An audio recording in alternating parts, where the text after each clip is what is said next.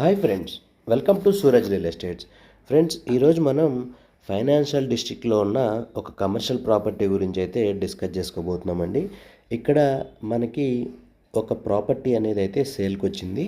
ఈ property with rental ఇన్కమ్తో సేల్కి అయితే ఉందండి. ఇక్కడ వచ్చేసి మనకి 25,000 ఎస్ఎఫ్టీలో ఈ ఈ ప్రాపర్టీ అనేది అయితే సేల్కి వచ్చిందండి. 25,000 ఎస్ఎఫ్టీలో 12,500 ఎస్ఎఫ్టీ ఆల్రెడీ లీజ్ అయితే చేసేసి ఉందండి. అంటే రెంట్ అనేది వస్తుంది ఎవ్రీ మంత్. ఇక్కడ మీరు చూస్తున్నారు కదా, ఇది వచ్చేసి ఐసిఐసి బిల్డింగ్ అంటాం కదా, ఆ బిల్డింగ్ అండి.